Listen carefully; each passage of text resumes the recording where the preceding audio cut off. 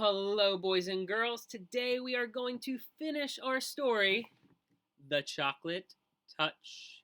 We have made it to chapter 12, and just like in chapter 10, there is a picture to start off the chapter.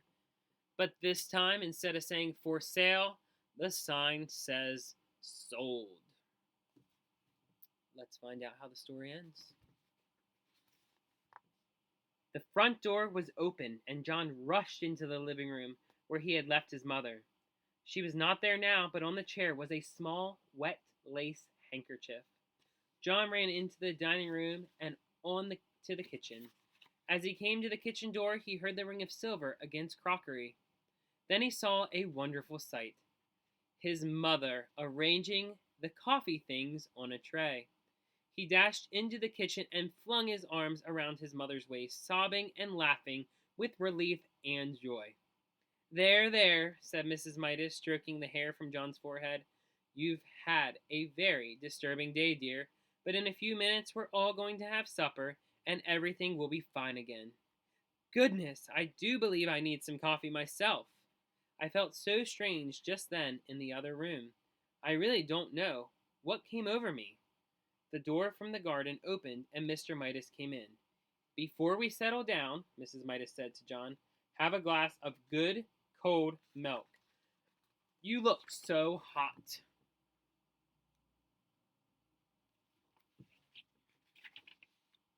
So they didn't know what had happened to her. Well, John thought he certainly wouldn't scare them by telling them.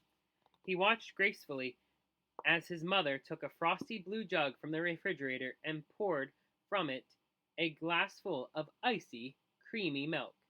Trembling with nervousness, John tilted the glass against his open mouth.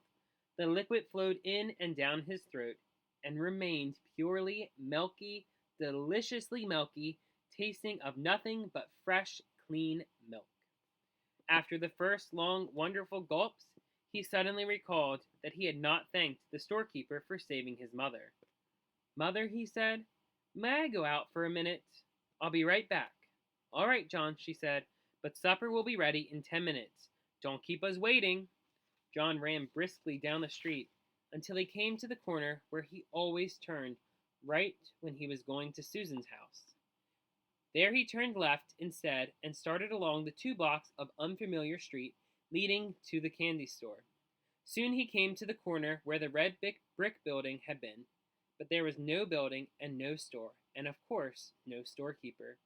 In the corner lot there was nothing to be seen but a heap of rusty tin cans and broken bottles surrounding a signboard with new lettering that said "Sold."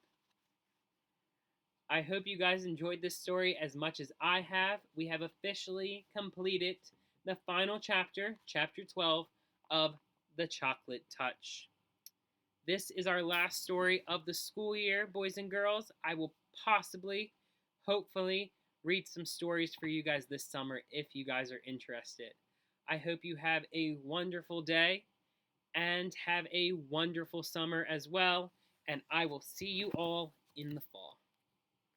Have a great day, guys.